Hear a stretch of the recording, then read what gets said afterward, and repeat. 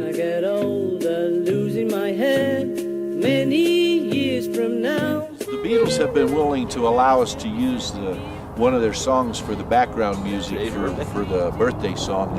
And so you all know the music, Will You Still Need Me? Will You Still Feed Me? When I'm 64. Oh, when I'm 64. Because I'm going to be tried on my 64th birthday, the result of which can be if I'm guilty of using marijuana illegally to treat my cancer, which it's curing, my medicine will be taken away from me and I'll die. So it's a life or death birthday party.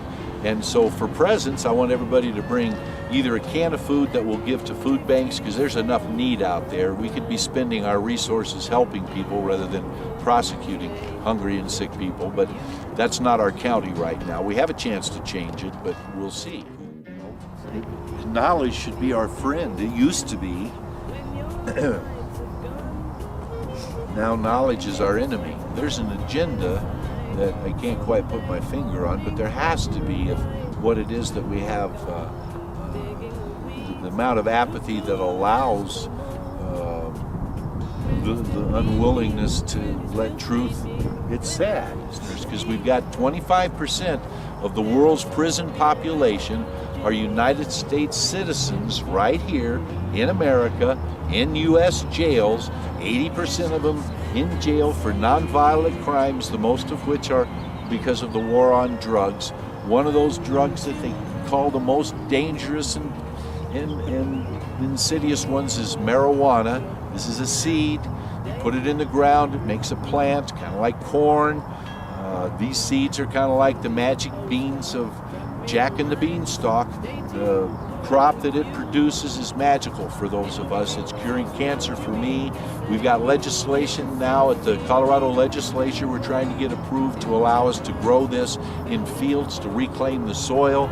We can clean up rocky flats.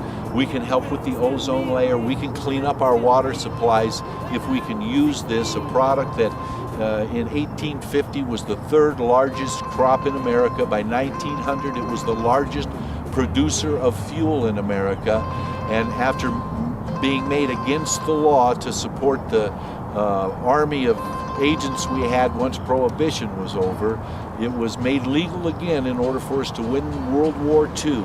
The government sent out 400,000 pounds of seeds to the farmers in the Midwest to grow hemp, to produce the fuel we needed to win the war, to produce the ropes we needed to win the war, to produce the cloth we needed to produce the war, to win the war. We even knew that Henry Ford, if we had been able to follow him, they could have produced a structure that's 15 times stronger than steel. That's what cannabis does, but they won't allow that. That's science, and they won't allow it now in the courts for medicine. Why is that? Who is this country belong to? Where is freedom? Why are we taxing photosynthesis? Why is it against the law to put a seed in the ground and have the sun shine on it and have Dan May come and arrest you? It ought not be that way. If they're educated, they'll change their own minds. Those that we can't educate because they refuse education, and those people are Representative Doug Lamborn, who refuses to allow his citizens access to his office. For over a year, we've asked him. We've set up meetings that have been canceled. The door is continually closed. Another politician, Dan May, I guess he's also the district attorney, but he's really a politician, snake oil kind of a guy. And he insidiously is refusing, after saying that he will get the science and the information, that politician voice on one side of his face, the politician action on the other side of who he is, his nature, which is deceitful, he has refused to sit down with a man that knows more about it than anybody in the world. We are blessed to have that man live here in our community. And Dan May's arrogance and his ignorance is not allowing him to be educated. That's sad. We need to have the brightest minds serving our people, the most honorable people with the highest integrity, not where personal agenda is served, not where greed is served.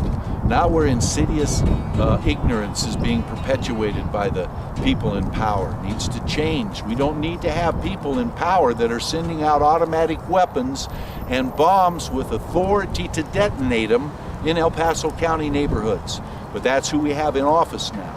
Ought not be the case. If we don't stand up and say don't do it anymore, it's going to be your kid across the street from one of these task force assaults. You don't believe it's going to happen, wait till your kid gets killed by a stray bullet or a bomb that blows up in a way that they don't want it to, and it hurts a child, our children, instead of a dog, the way he did this last time. He injured animals with his bombs. So a man that thinks that it's okay to bomb patients ought not be in power. Obviously, the vote of the voters doesn't matter. We've voted in medical marijuana. We've said let patients have access to medicine. We've said spend the resources of a broke city on something other than patients.